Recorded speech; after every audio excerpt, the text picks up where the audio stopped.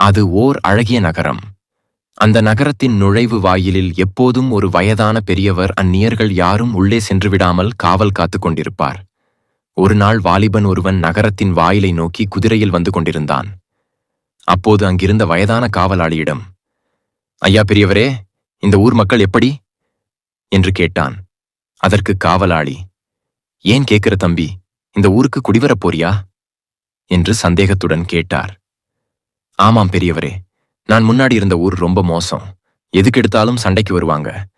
ஒருத்தரை பத்தி ஒருத்தர் தப்பா பேசிக்கிட்டும் திட்டிக்கிட்டும் எப்படா அந்த ஊரை விட்டு வருவோன்னு இருந்தது. அதான் கேட்டேன், இந்த ஊர் எப்படி என்று கேட்டான். நீ வேற தம்பி, இந்த ஊர் உன்னுடைய ஊரை விட ரொம்ப மோசம். போட்டி, பொறாமை, ஜாதி சண்டை, கலவரம்னு ஏதாவது ஒரு பிரச்சனை இருந்துகிட்டே இருக்கும். நீயே நிம்மதியை தேடி வர உனக்கு இந்த ஊரு சரிப்படாது தம்பி என்று கூறி அந்த வாலிபனை வெளியே வழி அனுப்பி வைத்தார். சிறிது நேரம் கழித்து அவ்வழியாக வந்த வேறொரு ஆள் காவலாளியிடம் அதே கேள்வியை கேட்டான். ஐயா, இந்த ஊரில் தங்கி வியாபாரம் பண்ணலாம்னு இருக்கேன். இந்த ஊர் மக்கள் எப்படி?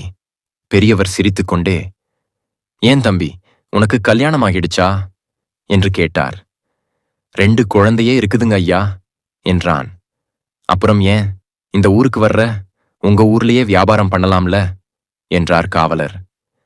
எங்க ஊர் மாதிரி வராதுங்க. அந்த ஊர் மக்கள் ரொம்ப பாசக்காரங்க. என் குடும்பம் இப்போ வறுமையில இருக்கு.